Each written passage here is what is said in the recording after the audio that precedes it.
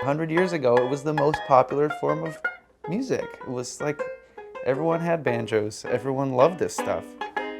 Hey, I'm Aaron Jonah Lewis. I was born here in Detroit.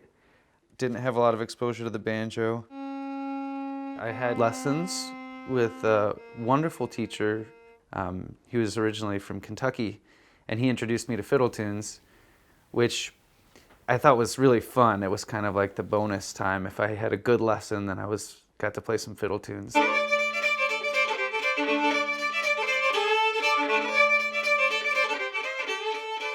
I want to connect people with the sense of history. The banjo is like this great tool for that. It takes us right back to the past, while at the same time going in new modern directions all the time as well.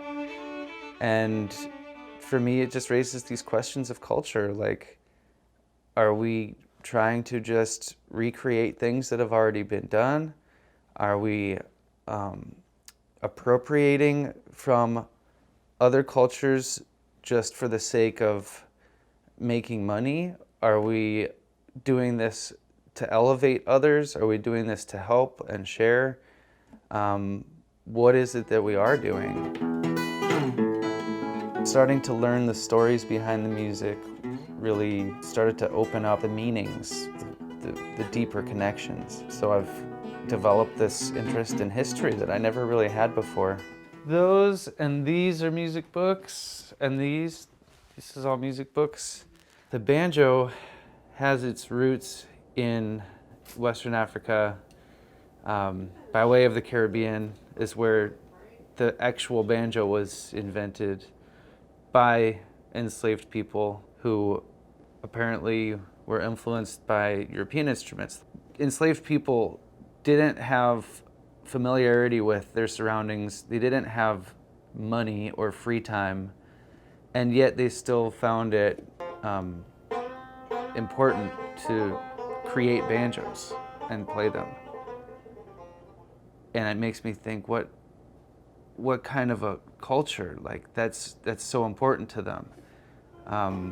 If it were me and I was removed from my surroundings and forced into labor, what would I recreate? What would be the thing for me that would remind me of home, or that would bring me together with the people around me? I lived in the east, I lived in the west, I lived in old Virginia. I lived 40 days in a hornet's nest and I didn't get stung hardly any. This is really niche stuff. This is never gonna be mainstream, like mass appeal. I'm not gonna play the Super Bowl halftime show ever. That's okay with me. I don't really want to. The competitions for me, it's a combination of like, yeah, do your best. So maybe you'll win something. You get like a little bit of prize money and a ribbon. People will say, hey, good job. That's a good feeling. But mainly it's about just having something to work towards. Like, I'm gonna do my best for this event. I'm going to try and really push myself to do something better than I've ever done.